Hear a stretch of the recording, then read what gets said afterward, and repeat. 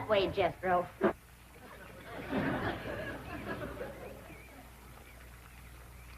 Only one bad thing about putting you still here, Granny. What's that?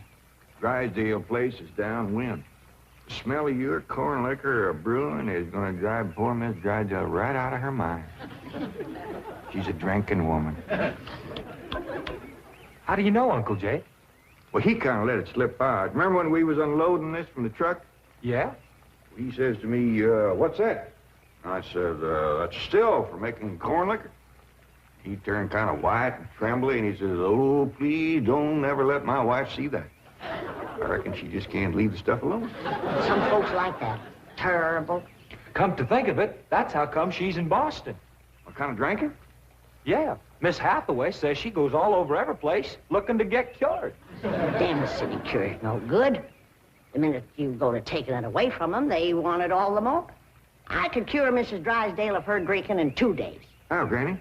I just telling her she could have all she wanted. When they find out you don't care if they drink, they don't care to drink. That sure would be a blessing. Huh? Over here, Ellie, now. No more talk about drinking. Hey, look, everybody. Ella Mae's wearing a dress. How, Mr. Drysdale's in the house to see you. All right. My, ain't she pretty? Yeah. But, Ellie, you're showing too much bare heart. Well, that ain't her fault, Granny. She just got the dress on backwards. Ellie, honey, put it on the other way around. All right. Hold it. Hold on. What kind of a dress is that? Well, Miss Hathaway says it's a California sundress. Wouldn't let no son of mine wear it. Daughter neither. Granny, you'd best get her into something decent whilst I talk to Mr. Drysdale. Mr. Drysdale's office, Miss Hathaway speaking. Boston. That must be Mrs. Drysdale. No, don't put her on. She'll only make my life Mrs. Drysdale. How are you? How are things in Boston? Oh, the doctors here are just as silly as the ones in Beverly Hills. They insist there's nothing wrong with me. They've got me so depressed. I just had to call and talk to my darling. Are you taking good care of him? Oh, yes. As a matter of fact, he's stretched out on the sofa right now having his nap. How sweet. Well, the moment he wakens, you take his temperature and give him some of that blue medicine. What? He's waking now? Oh, marvelous. Put him on. Tell him Mumsy wants to hear his sweet voice. Speak to your mumsy. He whined. Oh, he probably has a migraine. Oh, poor Patricia, my lord. Even made a hypochondriac out of you. Any message for Mr. Drysdale? Who? Oh, Melvin, my husband. Yes, well, is he there? No, he's up at the Clampett estate. Clampett. They bought the place next to yours just about the time you left for Boston. I don't find them listed in the first families. You tell Milburn not to mingle with them socially until I've had a genealogical check run on them. We don't want riffraff living under our very noses. For pain, one swaller. Don't open near fire. I'll be right in, Mr. Drysdale. Thank you, Ellie Mae. Granny, this is quite an array of medicines you have here. Yep, them's all the remedies I made myself. I wish you'd make something to help my wife. She's a terrible hypochondriac. Oh, What's the hypochondriac? Ellie, you run along now. I'll join you directly. There she goes from doctor to doctor to doctor. Well, I reckon the doctor can't help what's ailing her. Of course they can. It's psychosomatic. But she insists on prescriptions. Oh, I wish you could see our bedroom. Bottles all over the place. I plead with her. I hide the stuff. She always finds it or gets more. You think that's a lot of bottles? You should see my wife after a trip to the pharmacy. Why, she's so loaded she can hardly stagger up the stairs. Sit down, Mr. Drysdale. Set yourself. And she has a dog. A perfectly healthy poodle. Now, would you believe that she Don't tell me. laps it up just like she does? Lord, love. You're sure toting a heavy burden. Now, maybe I can help you. Now, if she was to think that every time that she was to go You can just wear that barrel till your clothes get dry. What happened to Jethro? Get too close to a skunk? He jumped in the pond with his clothes on. Mr. Drysdale, I'm sorry to kept you waiting. Did Granny tell you about her complaints about the kitchen? Jed, I'm ashamed to mention my piddling troubles to a man bowed down with the misery he's got. You know his wife.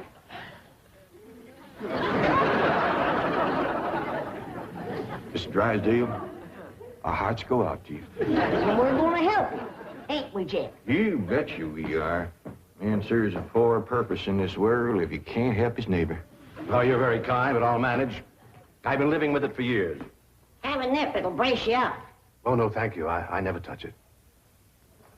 You hear that, Jed? Poor man. He's got all the trouble and none of the fun.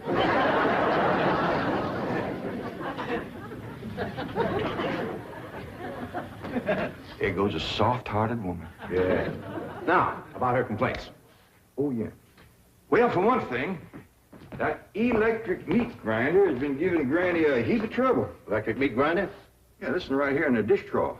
Oh, it grinds the meat all right, but then you can't find it. It goes down that pipe. And he lost 2 squirrels and a rabbit in that thing. That's a disposal.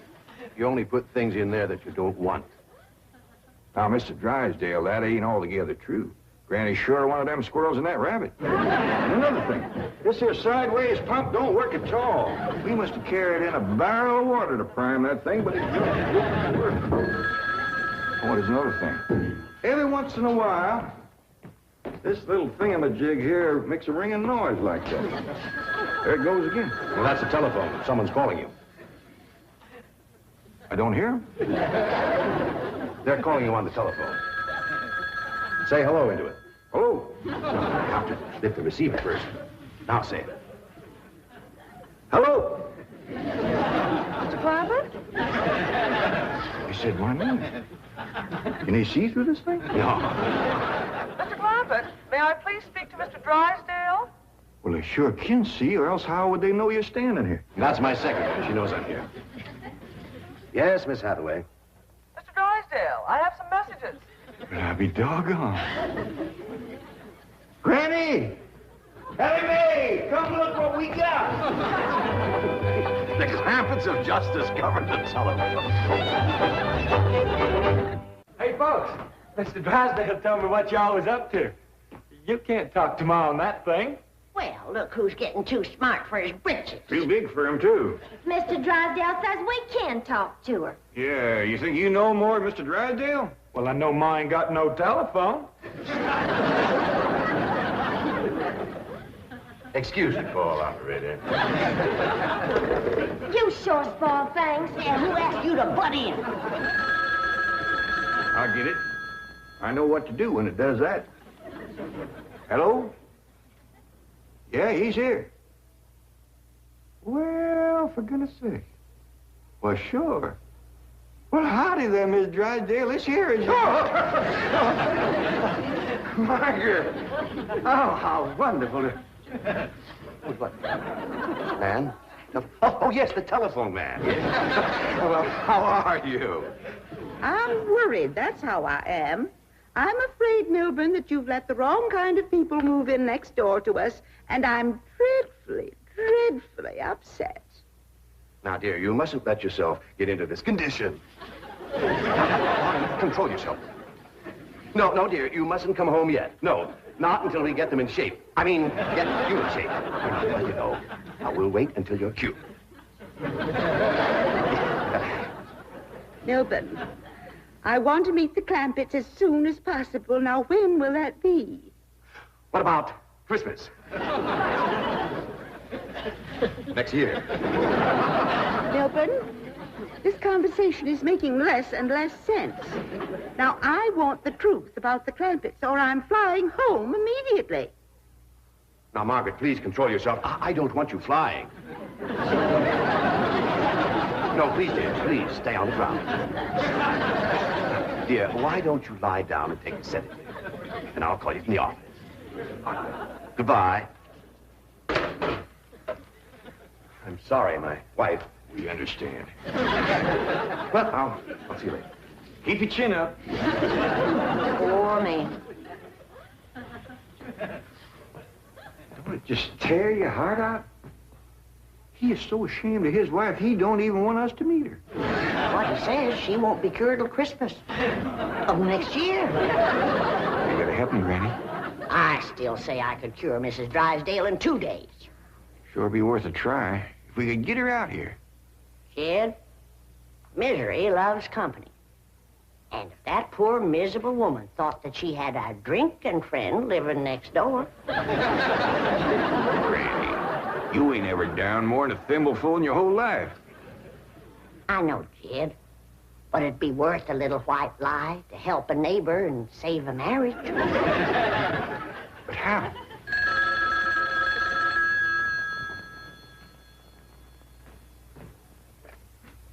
Hello? Yes, ma'am. Oh, ain't that a stroke of luck, Granny? It's Mrs. Drysdale again. Well, no, ma'am, he ain't here, Mrs. Drysdale, but Granny and me'd like to talk to you. We's your next-door neighbors, the Clampetts. Listen, honey, I got my still set up not 50 feet from your back door. Now, you come on home, and you and me will get glassy-eyed, falling down crocked. We'll get juiced-at eyeballs. How does that sound to you, honey? I don't hear nothing. Me neither.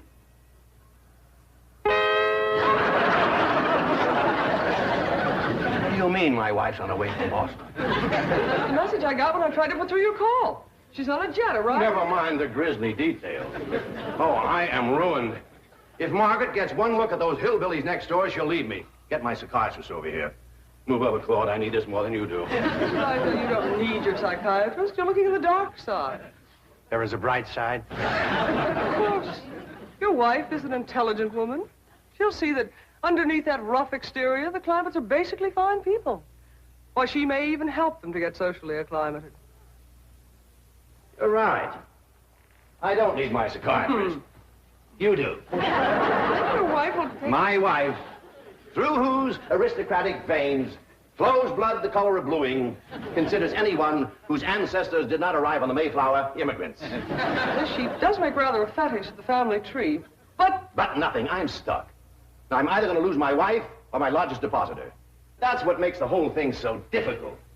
You know, I like the Clampetts, but I love my wife. Isn't life weird? She's a snob, she's a hypochondriac, she's not young and beautiful, but I love her. And now I do need my psychiatrist. Now, Mr. Drysdale, as we used to say at Vassar, que tout devient toi clarisset. Courage will light your path. Yes, I know what I have to do. I'll go to the airport. I'll take Margaret in my arms. I'll look her in the eye and lie like a rug. I'll tell her the Clampetts have left town and put her back on the plane. I beseech you, do not become enmeshed in a web of lies. But it won't be a lie if the Clampetts are tricked into actually leaving town. But they're just getting settled. What could possibly induce them to leave town? That's your problem. Me? You expect me? But they like you. Finagle them into going to Palm Springs for a few days. No, no. I will not help you spin your deceitful web. Miss Hathaway, would you rather be an unemployed secretary or a spider with a raid? You know, I think the Clampetts might enjoy Palm Springs. Palm Springs? Where's that? It's about 125 miles from here, in the desert. Desert? Yeah, remember we crossed one of them on the way out here. All that sand? Yeah, I remember. You ain't getting me to no desert. Trees were so far apart, the woodpeckers had to tote lunch. But this is different, Granny. This is a beautiful resort with lots of trees and fine hotels and swimming pools. We got a pond for swimming right here. Ellie's out swimming right now. You didn't jump in with her clothes on, did you? I don't know. Oh, surely not. She promised to wear the lovely swim ensemble I got her. Yeah, she done just like Jethro. Here she comes with the dress shrunk clear up to her. Granny! What's the matter? All her hair come out. What? It's true. Ellie lost her beautiful hair. Heaven help her, she's bald as an eagle. May, take off your bathing cap. Oh, praise be. All right, but Ellie, you hadn't ought to went swimming with your clothes on and shrunk up that nice dress. This ain't a dress, is it, Miss Jane? No, dear, it's a beach jacket to wear over a bathing suit. Ellie Mae Clampett. Cover up your nakedness, child. That's the way everyone goes swimming out here. It's perfectly proper. Well, you wouldn't catch me in nothing like that. Me neither. Mr. Clampett, how would you like for a member of your family to become Princess of Palm Springs? What? They're holding a beauty contest at the Springs this week, and someone in this very room has the face and the figure to win. When the judges see her in a bathing suit... I told you I ain't putting on no bathing suit. Believe me, Mr. Clampett, this beautiful daughter of yours can win that Palm Springs beauty contest without even trying. Can we go, Pa? I'm sorry, Ellie Mae, but I just don't cotton to the notion of a bunch of strangers gawking at your bare limbs. Besides, we already know you're the prettiest. Why shame all them other girls? Run along and get some clothes on. Yes, sir, Pa. Mr. Clampett, I do wish you would reconsider about going to Palm Springs, even if Ellie Uncle doesn't... Jay and Duke and... Howdy, Miss Hathaway. Jane to you, Jethro. Well, Jane to you, too. Duke and me's all set to go hunting, ain't we, Duke? Jethro, have you ever hunted in the desert? No, ma'am. No, it's a fascinating place. You might even see a mirage.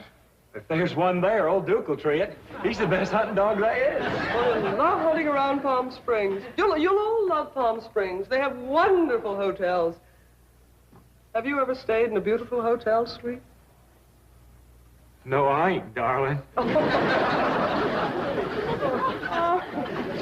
Granny, let's you and me go and leave these two lovebirds alone. No, wait, please, let me take you all to Palm Springs. Well, I'll tell you what.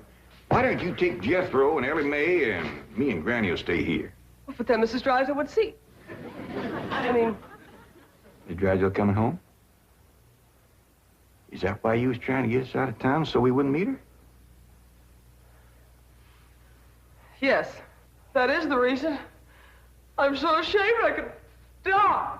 Well, now, don't go to crying about it. The way I look at it, ain't nobody got a right to be ashamed of nobody else. Good Lord made us all, and if we's good enough for him, we sure ought to be good enough for each other. I'll tell you what. If this means so much to you, we'll all pick up and go to them Palm Springs with you. Oh, bless you. Mr. Drysdale will be so happy. I'll go help Ellie Mae pack.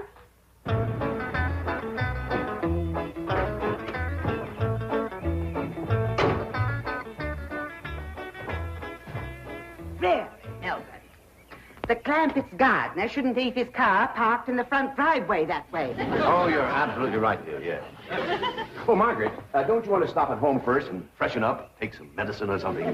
Milburn, I have just flown 3,000 miles to meet the Clampetts, and I intend to meet them right now. Well, Don, they're probably out of town. You see, they travel extensively. Oh, they're wonderful people. It'd be a shame if you missed them. But I know how anxious you are to get back to Boston and your doctors. And Sonny. How is Sonny? How's he like Harvard this year? Is it Yale, Princeton, Dartmouth? Let's go ask him. Milburn, what is the matter with you? Milburn, let go. Let go, you hear me? Let go, I say. Let go. Have you gone mad? Let go, you beast. Step aside, lady. I'll shoot it.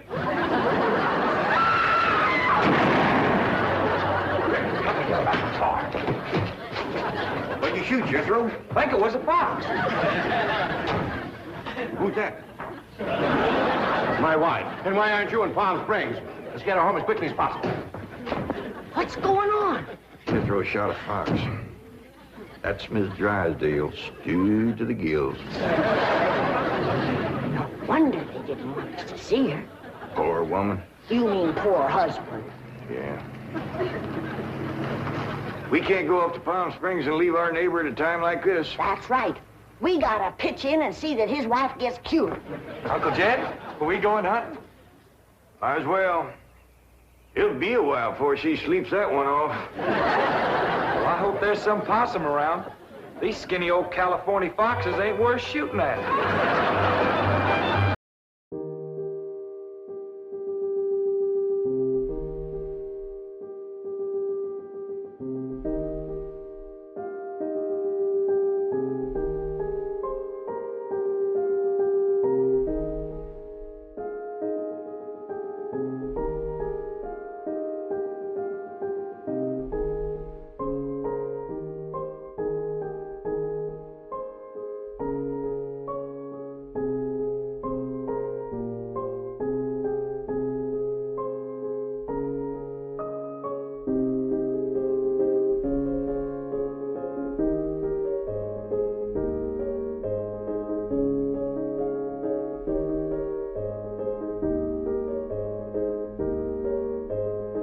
around the side of the house, and I see this here lady fighting with a furry-looking varmint. Turned out it was Miss Drysdale. No, Uncle Jed, it was a fox. Lady was Miss Drysdale. Oh, yeah. So I grabs up the shotgun, and I says, step aside, lady, and I'll shoot it. Well, instead of that, she whipped around and throwed that thing in the air. Well, I shot it on the fly with both barrels. Blew my wife's fox fur to shreds. No wonder she fainted dead away.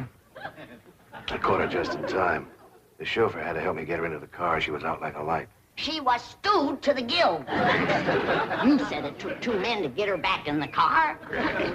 You know, Jethro, could be that there fox was Miss Drysdale's pet. Why in tarnation would she want a sneaky old fox for a pet? 'Cause them kind of people are liable to do anything. What kind of people? Ask your pa. Well, I reckon I can't protect you from the ugly side of life forever. You see, Miss Drysdale is what city folks calls what was their husband called it, Granny? Hypochondriac. Yeah. That means she drinks a little. Well, let's be thankful for one thing, Mr. Drysdale. What's that? The tree outside the window. It completely obscures her view of the Clampett estate. Yes. And if that tree should ever lose its leaves and she gets one look at those hillbillies... It shall not happen. The Clampetts have agreed to accompany me to Palm Springs. Fine, fine. Now, you keep them there until I get Margaret back to Boston. Can do and will do. Maybe it's for the best that you know about that poor woman next door, Ellie. Now you can pitch in and help us get her cured. Yep. I'll need you to help find the makings from a sobering up mash. That's what I'll give her first. But Miss Jane said she was taking us to Palm Springs. Folks don't run off and leave the neighbors when he's in trouble. What all you gonna need for your sobering up mash, Granny? Well, most of the stuff I got. But it takes pecan root, wretchweed, sourdough, skunk oil, chimney soot, spider webs, horsebeard, snake wort, pepper leaves, chicken gizzards, stump water, coal oil, slippery elm ooze, and turpentine, and a few more things that's secret. Oh, and the biggest toad you can find. Granny, you use a live toad? That's just for testing. I give it a swaller to see how far it jumps. Last time Granny used a sobering up mash, set a new record. Clean over the top of Alverny Bradshaw's clothesline. That's tall jumping for a toad. Oh, this wasn't no toad. This was Alverny's husband, Homer. It was him Granny was sobering up. Wellie, if you're going out in the brush hunting stuff for Granny, you'd best put on some old clothes. Okay, Pop. Well, let's get it going.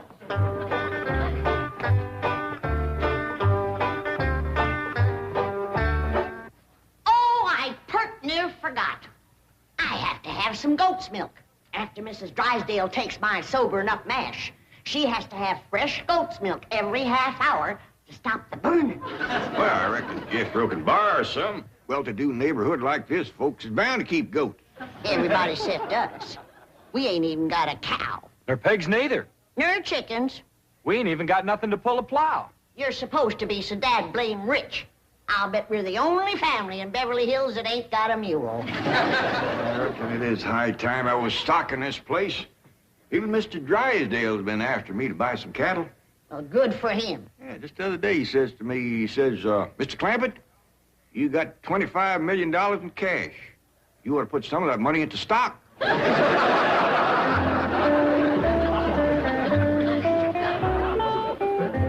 Well, we better get busy now if we're gonna find... There goes that music again. Jethro, did you ever find out where that's coming from? No, sir, I didn't. Every time I went to looking for it, somebody always come to the door. This time I'm gonna find it for sure. Yeah, good hunting. Me and Granny will be figuring out what stock to buy.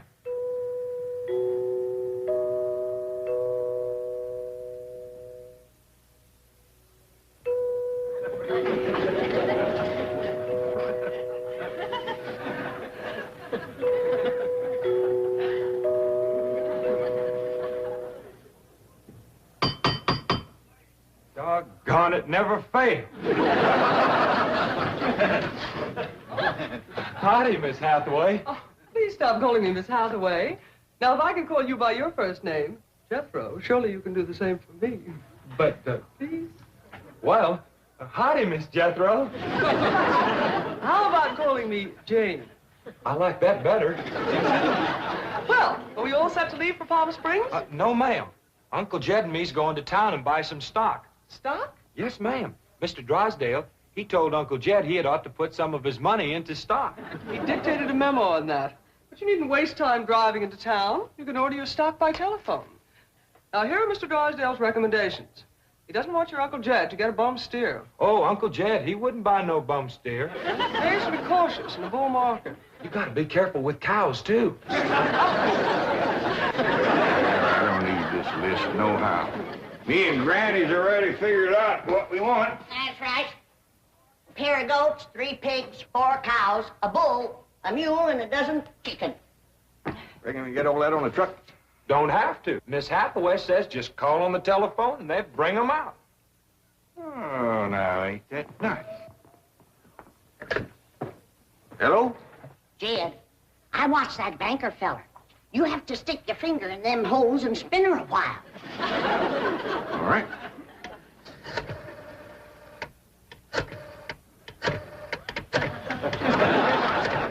Reckon that ought to do it. Operator. Oh, howdy, ma'am. This here is Jed Clampett.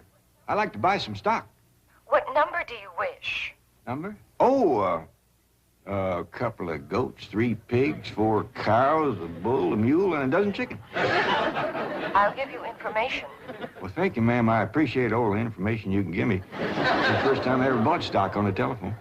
Perhaps I'd better connect you with the supervisor.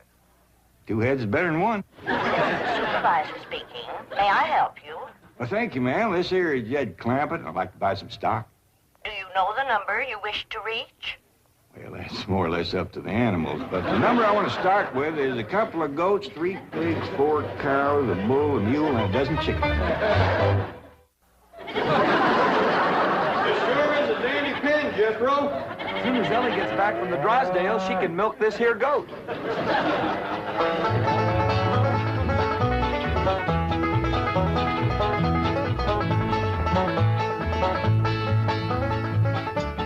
Mr. Drysdale sure has got a nice house, ain't he, Granny? Yep. Nice house, nice car, nice job. But the evil of drink has sure laid a heavy hand on his heart. Never forget, Ellie, drinking is a curse. But you take a drink now and then, Granny. Never more than a thimbleful.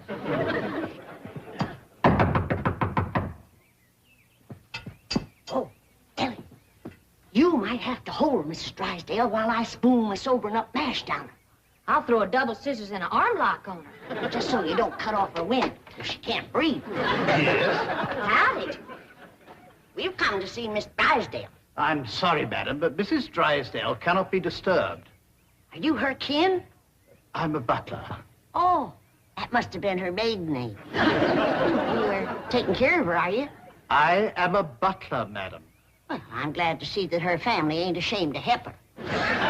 Whom shall I say called? Well, this here's Granny, and I'm Ellie Mae.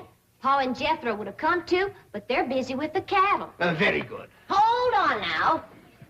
We've come to see Miss Drysdale. Mrs. Drysdale is indisposed, madam. She is not receiving. Oh, still sleeping it off, huh? Well, when she comes to, you just spoon half of this down her and then stand back. Yeah, she'll commence to doing some tall jumping. Don't bite you. We'll be back later with the goat's milk. Want me to stay and help you do for Miss Drysdale? We are managing, thank you. Are you doing the washing and the cleaning and the cooking for her? Certainly not. Oh, just letting it pile up on her, huh? I am a butler. Oh, Want me to haul him out of there, Randy, and wrestle him down? kin folks have certain rights. Family comes first. He sure is proud of that family name, ain't he? Yeah. You hear him talk, the butlers don't get wet when it rains. Did you say something, dear? Well, speak up, dear. Can I get you something? Come in. Beg your pardon, sir. The butler said some people from a ranch brought this for Madame. From a ranch? Well, he said they mentioned cattle. They called themselves Granny and Ellie Mae. The Clampetts. They haven't gone to Palm Springs. Yes, sir. Get him in through that gate. That's the way. Suey! Hey, hey, Ah! Get in there. Get in there, Pig. Get in, Pig. Come on. Pig. That's the way. Suey! No, surely not. Marie, tell me I'm hearing things. You're hearing things, sir. Cows, chickens, pigs, goats. No.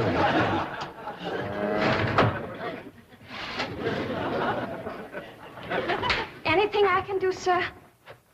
Pray, Marie. Pray. Yes, sir, Mr. Drysdale. I finally took your advice and put some of my money in stock. How's that goat milk, Ellie? Just fine, Pa. It sure is a dandy pen, Mr. Drysdale. Yeah, good stout fence around outside. Of course, that one across the middle ain't so much. Bulls already jumped it twice, and it ain't even mating season.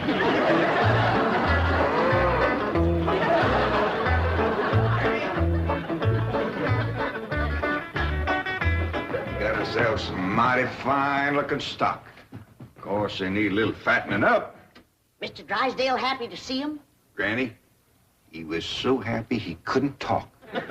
He just kind of hung on a fence and made little gurgling noises in his throat. Well, that poor man has some joy coming to him. I'm glad to be able to help him to forget his trouble for a spell. Here's the goat's milk, Granny. Oh, good, Ellie. Now, you run that right over to Mrs. Drysdale. That sobering up mash smarts considerable unless you follow it up with fresh goat's milk. Ellie, Mr. Drysdale ever find his tongue? Yeah, Pa. Whilst I was milking the goat, I heard him kind of mumbling like he was giving thanks. He says, "Oh, what have I done to deserve this?" Lord love him. Ain't that pitiful? Oh, hurry, child, now hurry. You know, Granny, it gives a person a mighty good feeling to help a neighbor. You betcha. And he needs us, because his wife's kin ain't no help. Who's that? That high and mighty Mr. Butler, that's who came to the door when Ellie and me took the mash over. Wouldn't let us see Miss Drysdale. Well, now, you can't hardly blame him for not wanting folks to see it. Uncle Jed, the bull jumped that little fence again, so I tied him back over on his side. Where's Mr. Drysdale? I asked him to come in for some coffee. It was the funniest thing what happened to him. You know how he was hanging on the fence of the stock pen, kind of gurgling and mumbling happy-like? Yeah. Well, all of a sudden, he points up towards his house and says, "My wife. That's her window." Then he goes tearing off into the bushes like a bear was after him. She took some mash and he seen her jumping.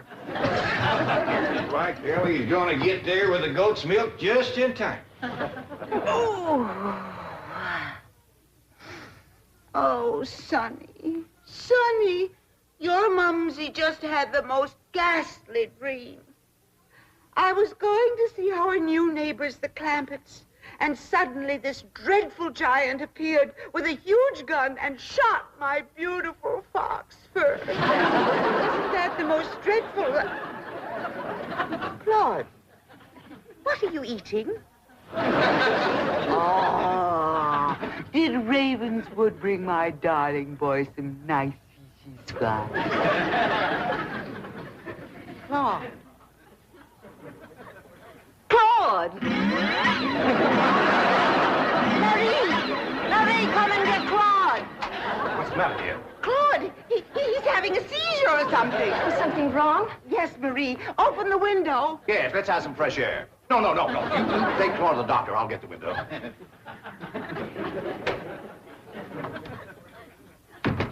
Well, darling, how do you feel? Dreadful. My nerves are shattered.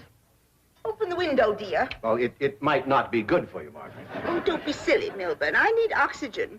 Besides, I adore the fragrance of that jasmine that grows on the fence of that tennis court next door. Now, open the window. All right, dear, but first I have a surprise. Surprise? Don't move. I'll be right back. Granny, that there butler fellow wouldn't let me through that door again. And he wouldn't take this milk, neither. Why not? He said he wouldn't touch nothing more from us without it was sterilized. What's sterilized? Oh, we had that in school once. That means soaked in alcohol. Alcohol? Appears to me like Mr. Drysdale's got 2 drinkers on his hands. Mrs. Drysdale must be in terrible shape. Fighting me, scratching and clawing people and everything. How do you know? I heard her yelling and screaming clean from upstairs. She says, Marie, Marie, come and get Claude. Sure enough, pretty soon, this poor girl come a-running down yelling. Take me to the doctor. I got Claude. Family or no family, that woman needs help, and by thunder, she's gonna get it. Surprise! Surprise! Milburn, have you taken leave of your senses? You know I'm much too nervous to watch television. But, darling, the doctors in Boston said your nerves were just fine. Those Boston doctors. They had the audacity to tell me that I was perfectly healthy. I said, I'm not paying you all that money to tell me I'm healthy. Milburn, I do not want to watch television. Well, you don't have to watch it, dear. Just listen. There's an exciting Western on. Weston, Milburn, shut that off and open the window. I will. Oh, there we are. Milburn, are you going to open the window or am I? I am, dear.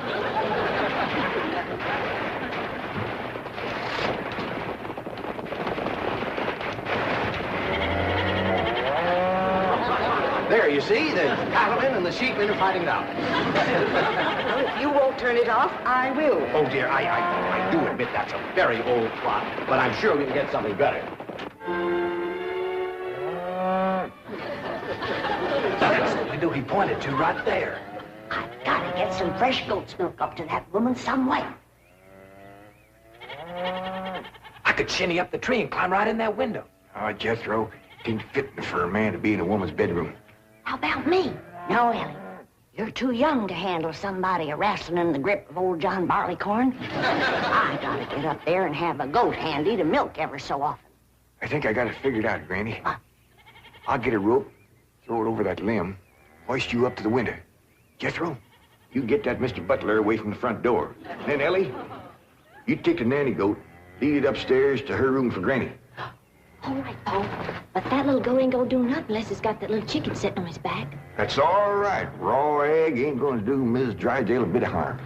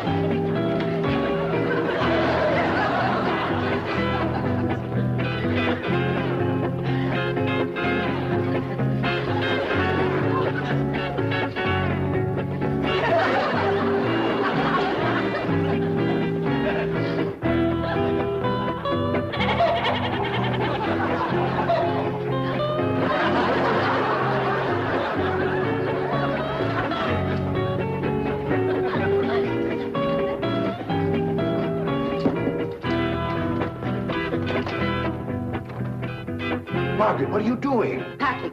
I'm leaving immediately. Oh, don't leave me. I love you. I love you too, Milburn. Why don't you come to Boston with me? You haven't seen Sonny for a long time. I don't understand. Why have you suddenly decided to go back to Boston? To see those doctors. Let them dare to tell me now I don't have a nervous condition. I'm even having hallucinations. It's wonderful. Hallucinations? I just saw a witch fly by that window, and there's a goat in the bathtub with a chicken riding on its back. Oh, you couldn't see them, dear. Only someone with my shattered nervous system. There goes the witch again. Oh, Milburn, I'm the happiest woman in the world. It's marvelous. Wait until those doctors hear this. Can't get in the attic and she won't open the window. Heist me up again. Here, Milburn. Let's have a vitamin toast to my coming triumph.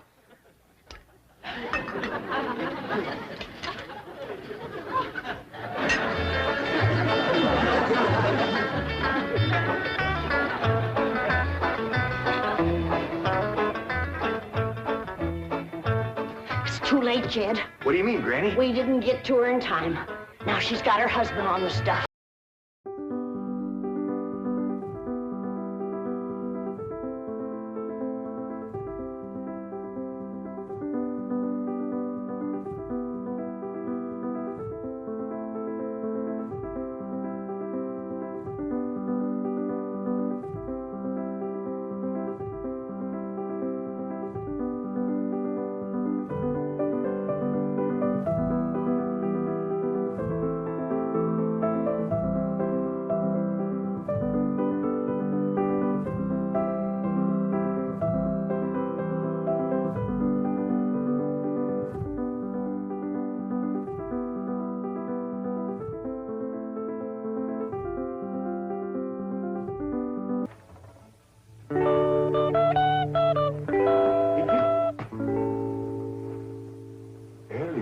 Clampetts. Why, you're the prettiest thing I ain't never in all my born days. How'd old mountain goat like me ever get a young'un like you? You're a queen. That's what you are in that shiny dress standing there. You're a queen. Feel it, Paul. It's slicker than a toad's belly. I'll be if it ain't. What kind of dress they call that? This is what you call a ball gown. A ball gown. Well, you's even catching on to what they named. Well, Miss Hathaway, she pinned a piece of paper onto every dress she got me, telling what it was for. You better tote along the shotgun, keep fellas away. Oh, no, Paul. That's what I'm going out for, to meet some fellas. Hallelujah. You know, you're going to find out something I've been saying is the truth. You don't have to dress up in boys' clothes to have fun with boys.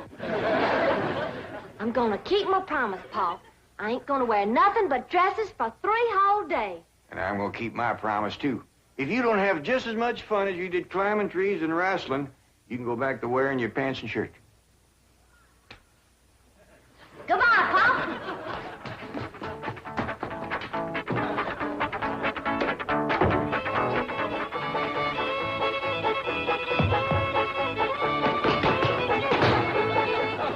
What you doing? Killing ants? Hey, this place ain't got no ants. I'll tell you something else it ain't got. That's me. I'm gonna pack up and go home. Wait a minute. Hold on there. This is home. Not to me it ain't. And for my part, they can give Beverly Hills back to the Indians. Or whoever else was fool enough to come here in the first place. Come on, let's go in here and sit down and we'll talk this whole thing over.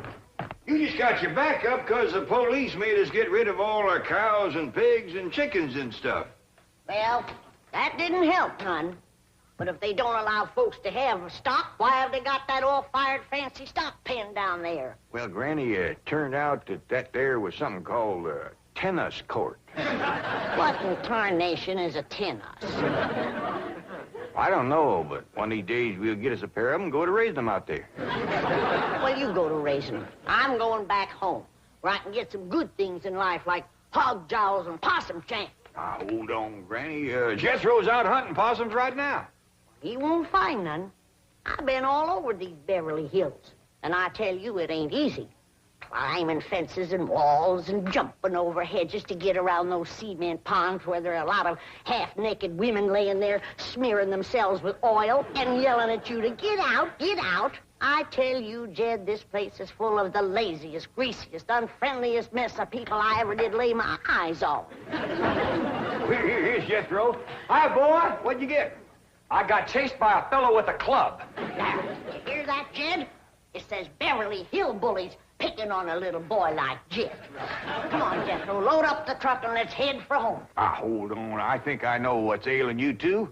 You're just plain old homesick. Well, I'm sick of this home, I can tell you that. Yeah, now I got a surprise. I've been kind of saving. I reckon now's good times any to let the cat out of the bag. We need pigs and chickens, and he gets us a cat. Now, that ain't the surprise, Granny. The surprise is Pearl's coming out here. Ma's coming out here? Yeah, and she's bringing your sister Jethrine. Hot diggity dog. Yeah, I wrote her a letter. I said, Pearl, I says, why don't you come out here and bring Jethrine? We got lots of room and plenty to eat, and we sure is a hanker to see you. Oh, boy. I gotta get us some possum now, because if there's one thing Ma and Jethrine likes, it's grits and possum shanks. You don't look particular cheered up, Granny. Jed, you might fool that boy with a story like that, but not me. What do you mean? Since when can you write letters? No, Granny, now wait a minute. Wait a minute. Granny, I didn't write that letter by hand. Held the pencil betwixt your toes, did you? No, I wrote it by a new way. The banker's secretary showed me. It's called dictation. What's dictation? Oh, it's wonderful, Granny. You just talk and she writes it down. She sure must write fast. Yeah, with a bad hand, too. She got a bad hand? This one, she calls it her shorthand. I don't care how many letters you dictate, Jed. Pearl ain't a-coming out here. Leastwise, not right now. Well, sure she is, Granny. She's looking to find a husband for Jethrine. I'll tell you who Pearl is a-looking to get a husband for. Pearl. And I think she's got her cap set for that oil man that bought your swamp. Mr. Brewster? Why, he lives clean over to Tulsa. Yeah, but pumping oil brings him over to your place. And I'll bet you pigs to polecats that when he shows up, Pearl ain't fur behind.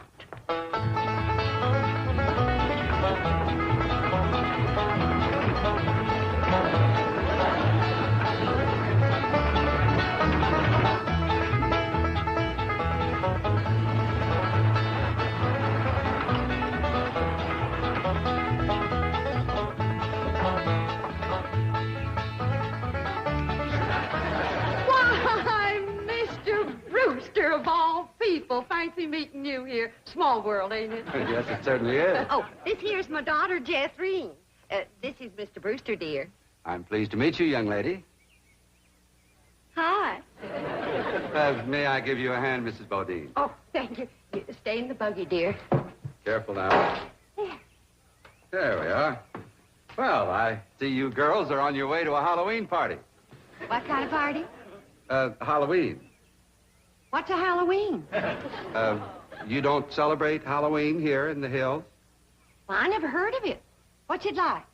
Well, it's an occasion where everyone gets dressed up in their most beautiful clothes.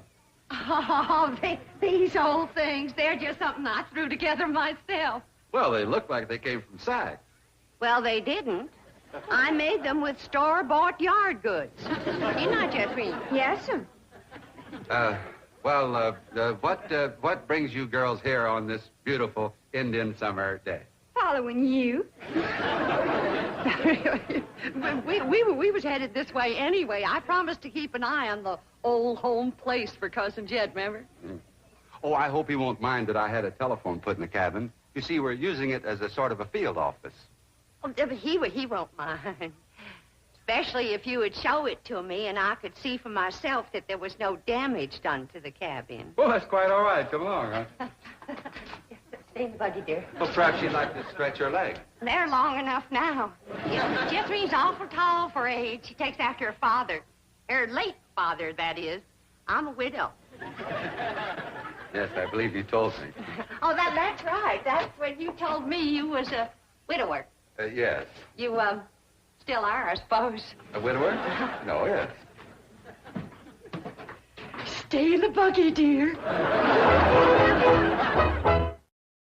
at that fruit there. Did you ever in your whole born days ever see anything as pretty as that fruit? Don't spoil neither. Don't taste neither. Oh, now. Jethro ate a whole bunch of them grapes.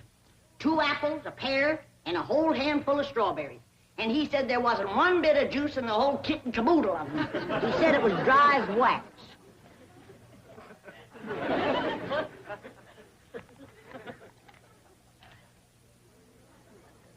His is mighty dry and gummy. Maybe you ain't supposed to eat this fruit. That's the trouble with this miserable place. You ain't supposed to do nothing. You ain't supposed to have cows or pigs or chickens. You ain't supposed to fire up the still and make a little moonshine whiskey. Answer me, what can you do in this Beverly Hills? Well, you can do lots of things, Granny. Things you couldn't do back home. Name one. Well, you can call up your friends on the telephone. No, you can't. Why not? 'Cause we ain't got no friends, that's why not. There ain't been one neighbor come a-calling on us since we moved in here. Oh, so that's what's ailing you. Nobody's been coming to call. Well, now you gotta remember what Pearl said. This here is Beverly Hills where the movie stars live. What's that got to do with it? What's that got to do with being friendly? Nothing. I just thought it might sidetrack you. Well, it didn't. Movie stars are people just like us, ain't they? Yeah, certainly prettier. Wouldn't it be worth waiting for if one of these days there come a knock on the door, and we go to answer it, we open up the door, and standing there would be Mary Pickford. Mary Pickford? Yeah, with the golden curls hanging down her back, and her pretty little rosebud mouth saying friendly things like, howdy there, I'm Mary Pickford. Oh, you'd say to that? I'd say, who's Mary Pickford? That's what I Granny, she's America's sweetheart. You know that movie house where Pearl plays Piano on Saturday nights? I heard of it. Well, she says little old Mary is everybody's favorite. Well, tell me this. If Mary Pickford moved in that little cabin down the creek from us back home, what would we do? Oh, we'd have gone calling and brought her over a mess of pone and skinned possum. Yeah. And has Mary Pickford brought us a mess of pone and skinned possum? No, she ain't. You gotta remember, Granny, she probably spent 4 or 5 hours a day just fooling with and combing that beautiful curls hanging clear down Uncle Jan! Well, hello, Jethro. What'd you get this time? I got arrested. Yeah. Policeman, he took my gun away. He said they don't allow hunting in Beverly Hills. That does it. That does it. Then he pointed to old Duke here. He said that dog had his rabies shot. And I said, no, sir, that dog ain't had nothing shot. I'm careful with a gun. What'd he say? He said, oh, a wise guy, huh? So he put Duke and me in his police car. But we jumped out and run. Oh, is Ma and Jethro here yet? No, and they ain't a-coming. Now, if you want to see your ma and your sis, you pack up that truck, and you and me will skedaddle back home where folks is friendly. Now, Granny. Oh, God, if she ain't the muliest little woman. Granny, now, just a minute. Now, Granny, will you just let me say one thing? Well, you be quick, because I got a long trip ahead of me. Granny, I know it ain't been easy for you out here. New things is always vexing, especially at your age. But I'm bound and determined to keep this family together. And if you go back to the hills, we's all going with you. I'm asking you, please, to stay. Not for my sake, but for Ellie Mae. Granny, what this place has done for her is a plain miracle. Why, that wild Injun has become a grand lady. I wish you could have seen her go out that door looking like a queen in a picture book. I tell you, I just wanted to sit down and bawl, the way you done when I married her ma. Now, she's just... She's out there now. Now, just wait, Granny. Wait till you see. In here, Ellie Mae. Huh? You sure was right. Oh, Huggin, you don't have to wear boys' clothes to have fun with boys. Mae, you promised me you wouldn't wrestle. I ain't been wrestling. Then what have you been doing in your ball gown? Doing what I'm supposed to do, playing ball.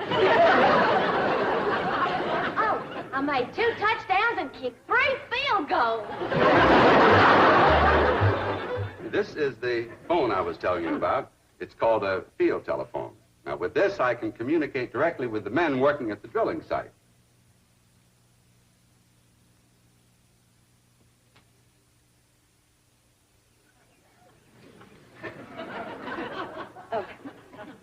Any young men down there?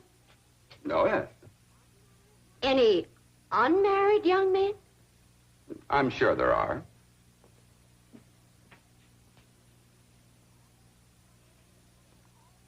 Any tall, unmarried young men? Well, they're probably all sizes. Yeah. Suppose it gets pretty lonesome working down there. Well, it's very likely. This is rather an isolated area. Any specially tall, specially lonesome, unmarried young ones? I don't think I can call any by name, no. Uh-huh.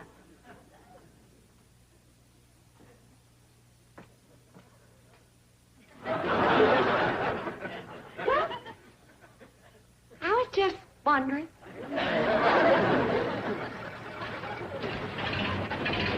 Excuse me, ma'am. Could you tell me where the oil drillers are working today? Well, now. What have we here? Rebecca of Sunnybrook Farm, and pretty, too. Ooh-wee. I bet you're an armful of mama. I mean it, honey. I like big girls. You just do things to me. You carry me away. All right. Hey, what's going on here?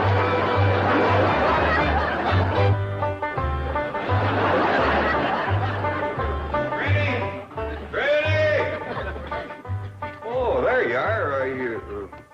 What are you doing? I'm figuring. And I figure best when I'm fishing. Ain't no fish in there. I ain't fishing for fish. I'm fishing for figuring. Hey,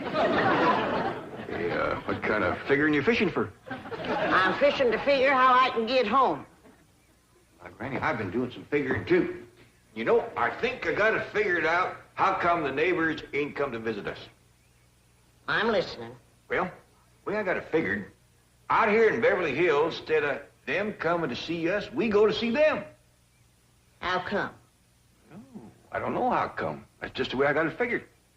Mighty convenient figuring. Granny, it wouldn't do no harm and to give it a try. A lot of things is different out here. Well, I'll fish on it for a spell. Well, let's see now. Which neighbor shall we call on first? Mr. Drysdale's off in Boston with his missus, so let's go this way. If you ask me, let's go back that way. Now, Granny, you promise. Come on, everybody, let's go. You reckon they'll give us a mess of corn or something, Paul? Or maybe some salted down possum. Probably so lie on us.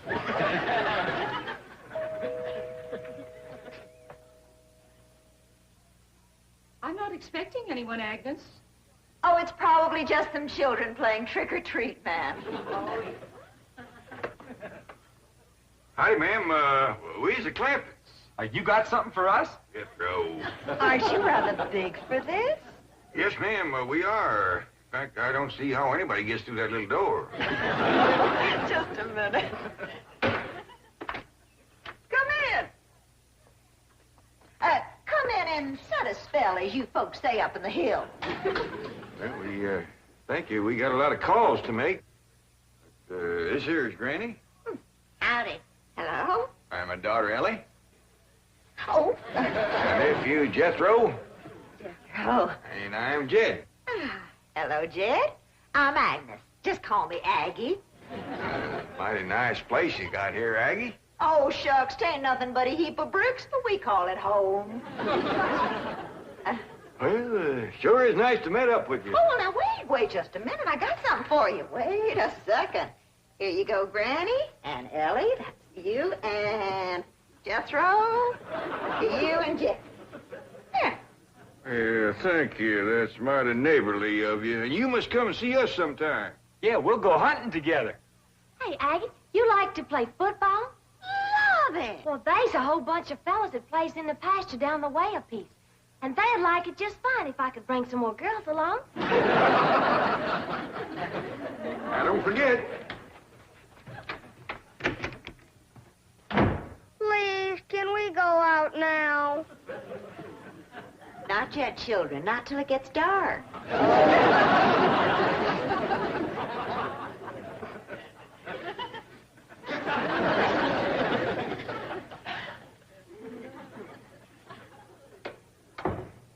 Ain't that the most pitiful thing? Heart-rendering. Just heart-rendering. Nice-looking woman. Friendly as you please. But them young'uns is the homeliest I ever see. I knew she didn't want to come a-calling on us. Yeah. Reckon I'd stay home, too, if my kids looked like that. Kid, I ain't never gonna say a bad word about nobody. I know what you mean. Diggies, every house we went to, they was nice to us, wasn't they? Sure was, Dad. Hey, listen, everybody. I got an idea. Let's call up Cousin Pearl and tell her to come on out here. Uncle Jed, you can't call Ma on the telephone. Drysdale said we could call anybody we had in mind to. Well, Ma, she ain't got no telephone at home. Don't matter. She ain't never home nohow. The way I look at it, you can't never tell what you can do until you try. Don't forget to speak spin the wheel.